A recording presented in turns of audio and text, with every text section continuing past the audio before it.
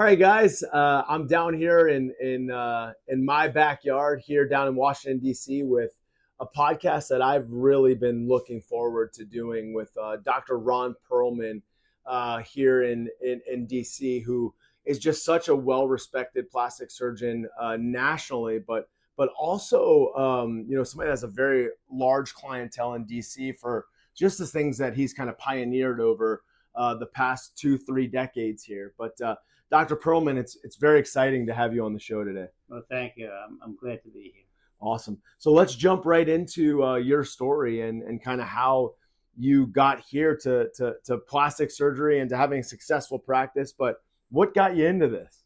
Well, taking you back a long time ago, when I was in high school, I wanted to be a professional baseball player, as I was pretty good at it back then, and a plastic surgeon in the off season.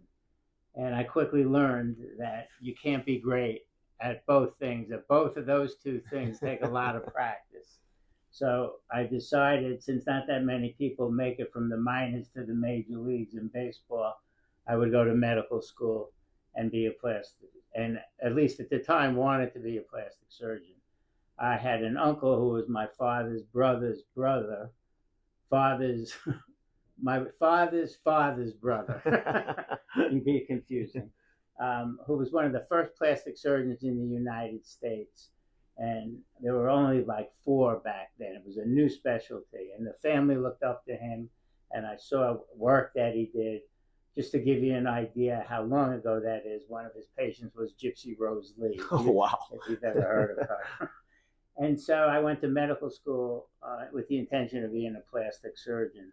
But while in medical school, when I would do my surgery rotation, I thought you'd have to be crazy to be a surgeon, because who wants that pressure every day? And then I decided I would have to at least try to do it, because I never wanted to go look back in life and wish I had done something. Because when you decide, let's say in med school, you want to be a plastic surgeon, how do you know you can do it? Exactly. So I figured I'm going to give it a try. And if I can't, then at least I won't look back later in life and say, I wished I had done it. And so here I am today, decades later, so it worked out. Yeah, no, that's a but great I'm not story. a baseball player. Yeah, it's so funny because a lot of the guests that we have on the show, a lot of prestigious physicians like yourself, they always have some kind of an influence, whether it was an uncle or a brother or a sister or somebody just that was a good mentor that kind of brought them into, I would say, the world of being a physician or the world of being a medical provider. So it's great to hear the influences that you had, early on in your life too. Now, fast forward, we're here in beautiful Washington D.C. and you're everywhere when you look down here in terms of plastic surgery. You're the guy that people talk about. So tell us about your practice, tell about your business, and tell us about the clientele that you have kind of coming in here. Yeah. Well, when I first started out, I did a lot of reconstruction and some aesthetics. I was very well trained in aesthetic surgery, but as a rule, people don't line up at your door for aesthetic surgery day one. You have to build a reputation. And I went into private practice by myself, so I didn't go with a big group that was feeding me. So it took me a few years to get established as an aesthetic, cosmetic surgeon versus reconstruction and hand surgery and microsurgery. Right. Today, I do mostly cosmetic surgery, because that was the reputation I developed. And when you're in practice and you go into practice, you tend to get known for some things. And in the very beginning, I was known for breast augmentation and a lot of body contouring in about the first decade. And part of that was because I used to judge beauty pageants as well, the Miss America, Miss USA, Hawaiian Tropic. And so I used to get a lot of people coming from all over the country for breast and body contouring. I started doing liposuction before it was in this country, and we're talking in the late 1980s, 84 to 87 is when it really began. I happened to be studying with somebody who there were two people, one in France and one in Brazil, who started with the liposuction, and he brought it back. and I started doing it there. And back then, it was very crude. We were using suction tubes that were very large, and there Right. was no tumescent solution. And it's developed over the years. And through the years, I've gone through just about every device. A lot of times through the decades, companies have come to me to try their instrumentation and everything. And so I've really just about tried everything when it came to that. And breast augmentation to me is a very simple procedure. Yeah. Some surgeons try to complicate it. It's just not complicated. And I was very well known for natural looking breasts, which is what I want. Now, I'll always do whatever the patient wants, even though I think it's too big or too small. Right. Um, but ideally, I like it to just look like it goes with the body. Yeah. And in body contouring, same thing. It's an art, and it really is surgeon dependent. Besides the instrumentation, Right. which can be very helpful in the results, the contouring is really surgeon dependent. And I have done many, many, many liposuctions. And now that I am older and been in practice a long time, the women that were getting breast augmentations are coming to me for facelifts. Right. So it all goes full circle. But I'll tell you guys, Dr. Perlman, I walked in and I was sitting in his waiting room because he had so many patients in this office right when I walked in. And it was amazing to see somebody that's been doing this for such a long time continue to, I would say, perfect his craft. I mean, he's in all of these rooms talking to the patients, getting them the information that they need, giving them exams, getting them ready to potentially go into a procedure, or whether that's getting them ready to just get some filler or some Botox or something like that. Dr. Perlman's so involved in his practice, and it shows because you continue to have this same clientele, like you said, come in for year after year after year. So with that being said, before we jump into the great two devices of Emulsify and Retraction, which you kind of harped on, tell us about your practice. What does somebody expect, right? They come into Dr. Perlman's office and they're greeted. I can tell you the staff is such a warm, greeting staff that you can tell they really know what they're talking about. They make you feel at home and comfortable. Even me coming in just to have a conversation with Dr. Perlman, I felt like I was at home just walking into this place. So tell us what you get when you come into this office. Thank you. I appreciate that. And it's not necessarily planned to be like that, Right. but we treat everybody like family. I mean, everyone who is on my staff is like family to me. They've been here for years, and people come here and they say they just enjoy being here, Right. because we try to make it easy.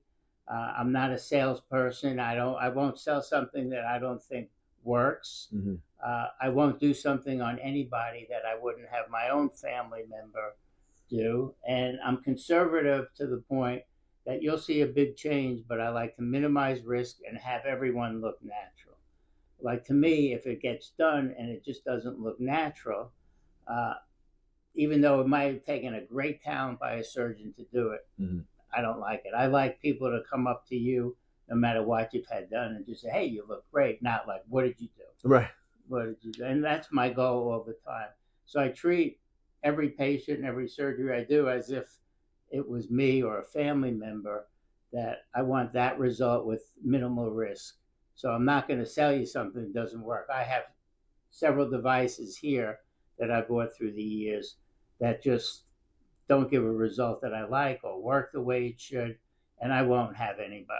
I won't try to sell that to anybody. Yeah, and that's important, right? I think that in today's world, you have a lot of practices, a lot of providers where somebody walks in and they automatically see dollar signs, right? And don't get me wrong, you run a business, and at the end of the day, the business needs to be profitable. But there's something to be said about what somebody needs, right? Or rather, what they really want versus what you think that they really need to get the result that they're looking for. And so, I think that that's admirable to be able to guide people just in certain different directions. And, if you come to Dr. Perlman, you're going to see state of the art everything, obviously including retraction and emulsify. But it's somebody that really keeps up with the Joneses. But more importantly than just keeping up with the Joneses, making sure they're not trends, making sure it's just not something that's kind of in, it's something that's going to be around for quite a while. Correct.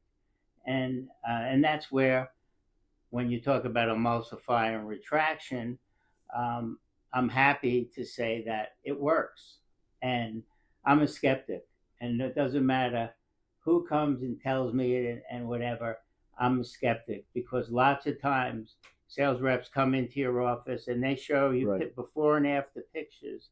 And I'm telling you, those pictures look so good after that I say to them, if this machine can do that, surgery will never exist again.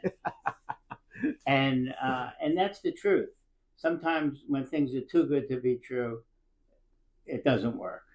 And so I'm a skeptic to begin with, and I was a skeptic with Yeah, you were. emulsify and retraction, like some other things. And I tried it, and even when I was told, "Oh, it'll take less time and everything," I'm like, "Okay, yeah, you know." Sure. And then I used it, and it was like, "Oh my god, this works!" Yeah. It was really, I mean, it made it so much easier for me. And I've been doing liposuction for about 40 years. Yeah. Well, like you said, you Yeah, kind I've of been, pioneered it. and I have started when it was nothing, and now it's evolved, and I've seen every type of liposuction device. But I could say that this is very safe, and it truly made that a lot easier to do. Again, I still believe it's surgeon dependent, the result, but that made it really easy to do. And then again, I'm a skeptic, okay, with retraction, because I do think there's a lot of radio frequency devices that Sure. don't work.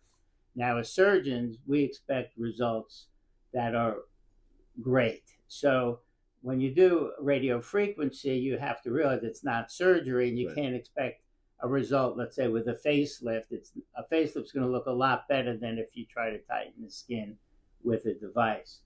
And I was a skeptic with this, and then as I use the device, I can see the skin shrinking in front of my face as Yeah. I'm using it, and it does get better and better up to 3 months, so it continues to get better. But this works, Yeah. and I'm happy that I took the risk Yeah. uh, to do it, because now I can't wait to do like the next case, because I love Right.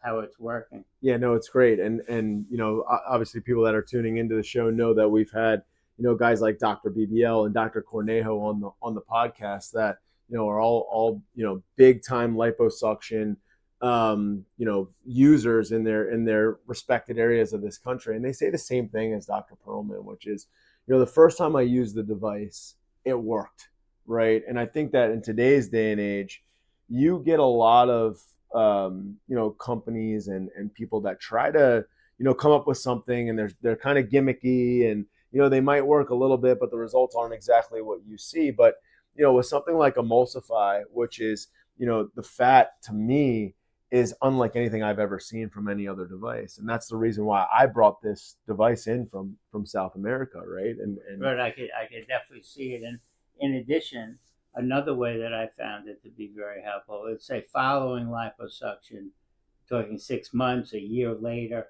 there can be areas of fat that you want to right, touch up that remain. And it makes it very simple to do in the office. I could do it before in the office, but I can get an easier, quicker result yeah. with your Yeah. device. So let's talk about kind of the history of liposuction, right? Because you've been a part of this since its inception, essentially. And so when we think about the history of liposuction, you had your traditional liposuction, and then you started to have these energy-based technologies come out. Some of the laser lipolysis machines, then the radio frequency stuff kind of hit the market. But there's always been some, I would say, not patient complications. Well, in Vaser's case, you got complications if you touch the skin and things like that, which we can talk about. But there's been complications to the procedure itself. Why is retraction and emulsify together so much more seamless than anything else that's out there? Well, for one thing, this particular device has different ways that prevent you from having any kind of burn on the skin, because the heat is controlled. Right. And you're warned exactly what temperature it is every second as you're doing it. And I've done many, and it is no issue. So not only does this device work, but it's very safe. Yeah. and that's key to the whole thing, the Right. safety of it. As I went through all the previous liposuction, as I told you back in originally, we literally were using tubes that were that big, Yeah. Right. and it was the tubes that they used to use for their DNCs back in the day. Mm-hmm. And all we would do is put xylocaine in. We're talking 1980s, and then tumescent solution came, and that made it a much safer Right. operation. And so we could take out much larger volumes. And then the cannulas got very big. And then ultrasound came along. And ultrasound was supposed to melt the fat prior to, uh, just prior to the emulsifier. Right. Right. Emulsification. And it was a big deal at the time. And so we used to use this cannula that had ultrasound before we would do the liposuction, but it did not really save me much time. It was no harm, but I don't think it was doing much. Right. And this, you can see it. Actually, you can see the liquid fat actually coming out of these little incisions before even liposuction. Right. So this is doing what we thought ultrasound was going to do probably in the early 1990s. And then you had laser lipo, you had smart lipo, you had cool lipo. It goes on and on. Right. And anything with the laser related stuff, you were getting increased scarring inside because of the heat inside, which is completely different than this device. So there'd be more scarring. There was the potential for burn, and the results were no better even when it was working perfectly. And so, back then, if you have a young patient, you do liposuction, that skin will shrink up. But retraction is great. You don't necessarily need it for someone in their 20s, but as Right. the elasticity goes, that retraction can help tighten the skin because liposuction, you remove the fat, the skin shrinks. So usually the older you are, the less elasticity you have for it to shrink. So this retraction really helps that skin shrink. So you could get a great result with both, but this retraction gives you an even tighter skin and a better result, where I didn't think anything else did that before. Yeah, and one of the cool things is you don't necessarily have to use them both together, but you should, right? And at the end of the day, I think when patients are really looking for that full liposuction result, a lot of them forget that after the liposuction, there's this aspect of tightening, right? A lot of people probably walk into your office like they've walked into so many others and say, "Remove my fat," right? And then there's that next step. And as liposuction evolved, so did radio frequency and skin tightening. And you had all these products like Body Tight come out and some of these other ones, but they're so tedious, right? It takes so much manpower. There's no impedance monitoring, and then in comes retraction. And just tell us a little bit about how radio frequency technology has evolved into what it is today. Well, originally, okay, when it came out, basically it's supposed to tighten your skin. And each year it got a little bit better. But to this day, I just have never felt it's quite there yet. I don't think the technology is where it'll be, let's say, 10 years from now, just as things evolve. And so radio frequency may be good, strictly radio frequency, may be good for someone in their 40s that needs a little skin tightening. Because once you get 50 and above, the elasticity is really gone. You're not going to get the result that a facelift would give you. And as a surgeon, that's what I want, that kind of result. But this retraction, I mean, I'm just seeing it work better than anything you've ever anything seen. that I've seen before. Yeah. No, that's amazing. And Emulsify coincidingly with retraction, I think that we've seen some of the best high definition liposuction cases that have ever been produced. All right. Well, you'll get, when you remove that fat, you're getting that initial skin retraction. Yep. And then when you're using the retraction, you get that additional, which just gives you an even better result. No, that's amazing. And tell us a little bit about your cases and how seamless they've been, since you switched over to power assisted, into kind of your new technology. Well, a lot of times, let's say you're doing the love handles in the back and the fat. That always you can get a great result just because that skin really shrinks up back there. But as you get older, it's not going to be quite as good. using the emulsifier, now that's fibrous fat in the back, and that's hard to get out. And I would Right. have to use the power assisted liposuction really to get it out. Mm-hmm. Without that, I will never get the result that I could. Yep. With the emulsify, I mean, I can still use the power assisted, but it melts the fat that's necessary, and I can just go in and suck it out and don't have to work so hard to get it out, which makes it quicker and shorter time procedure for the Right. patient. And then you can come in with the retraction, but it's just made things easier. Yeah, that's awesome. So before we jump into kind of the state of regenerative medicine, because everybody's going to want to hear from a guy that's been, I would say, practicing regenerative medicine forever, because that's what you're doing. What would your advice be to other plastic surgeons, or people that are doing this kind of surgery around the country, if they're looking at making their lives a little bit easier? What's your advice to them?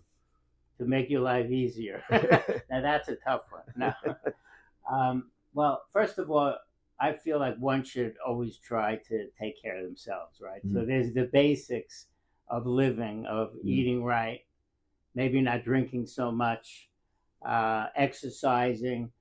I mean, those things in itself will get you in the right spot. But as you get older, you kind of have to do more. Now, there's a lot of newer things coming out. All the weight loss stuff, the GLPs, I think, are great for people.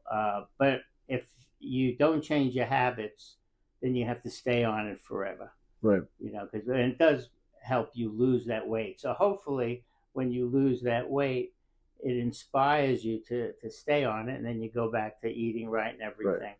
But it's a great way to begin. But even when you lose that weight, right, you have that excess skin, right, and income retraction. Right, exactly. And depending on your age, what your skin elasticity is, after you lose the weight, you may have loose skin and have to do something about it.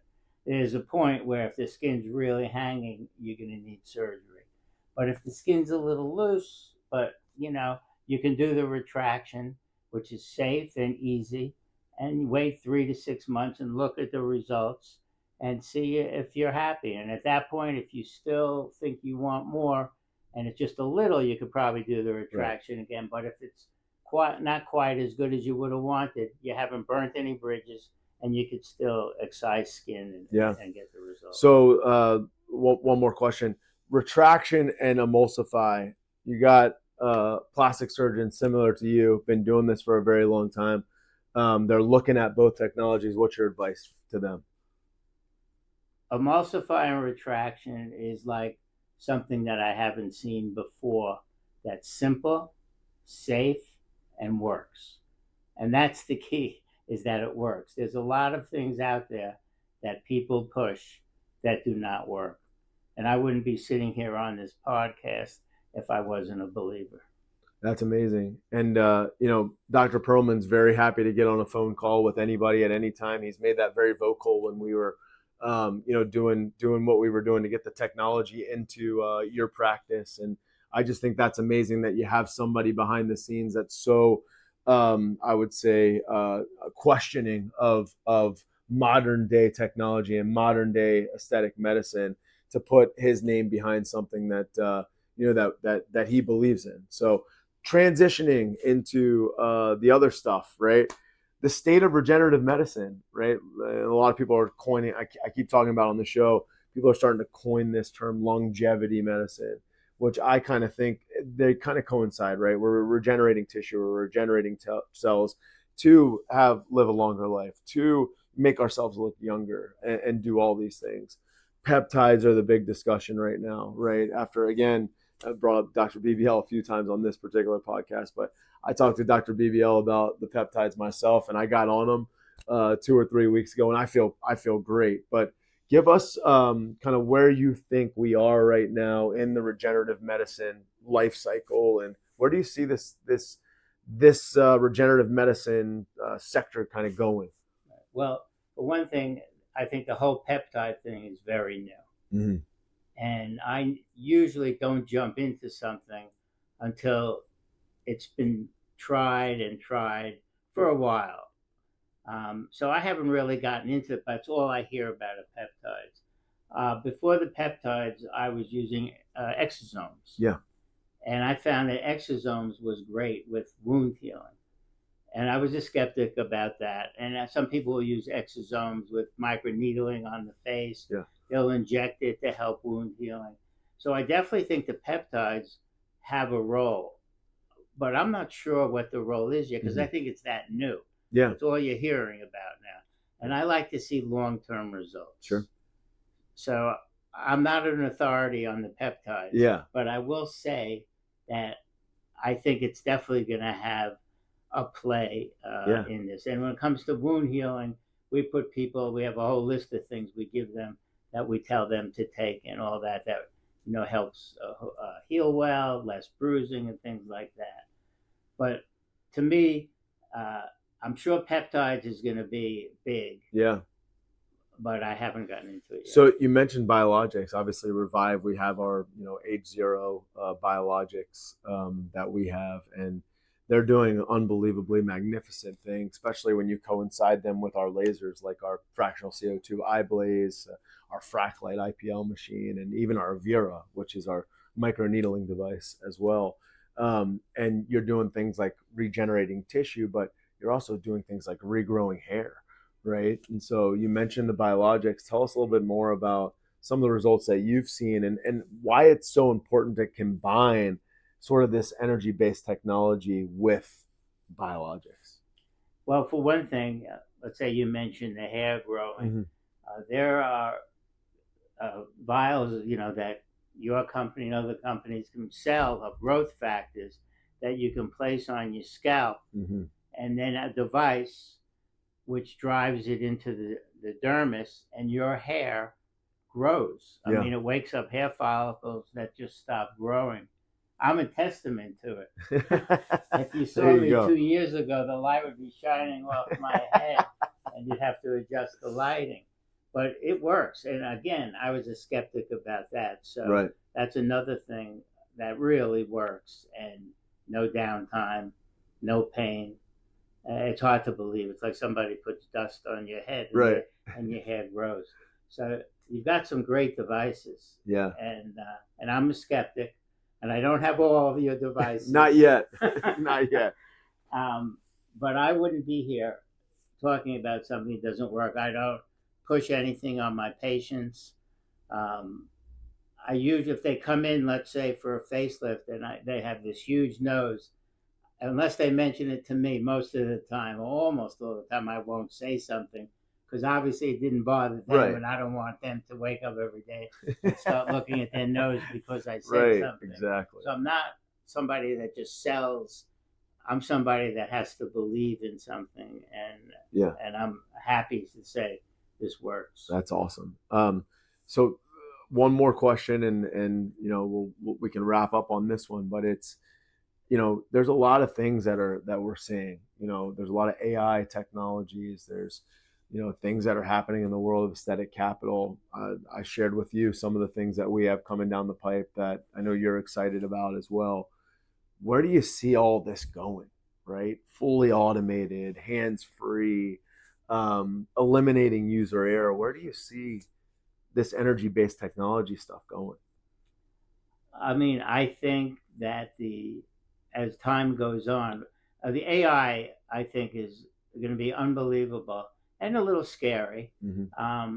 because of just where it is today. If you think where this could be in a decade, Wow. you can't. I mean, you can't even imagine. Yep. And there's definitely some bad to it, but when it comes to, let's say, plastic surgery, I don't think it's going to take the place of the surgeon. Mm-hmm. I don't think any robotics Right. are going to necessarily do with plastic surgery. Other surgeries, yes, Mm-hmm. but there's something about the person and aesthetics in creating the look that you want. Being the Michelangelo, I call it, of Right. of the I body. mean, the girls in my office did something on AI and put my picture in, and it came out like a caricature. But I don't think you would want that if I was doing No. a facelift. No.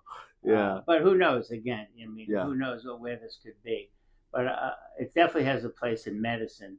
but I don't think it'll take the place of a plastic surgeon. Right. Excellent.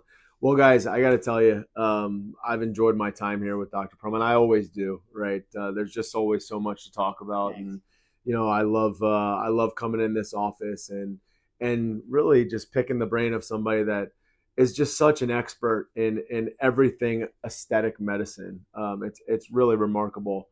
If you are in the DC, Maryland, Virginia area, or if you're national and you're looking to get something done to make yourself look or feel better, whether that is a breast augmentation or liposuction, call the office. Come in here. Come see Dr. Perlman, because you're going to get results that you may not get anywhere else in the country, maybe anywhere else in the world, to be honest with you, because Dr. Perlman's that good. So if you're in the area, if you're local to the DC, MDVA, the DMV area, please stop by.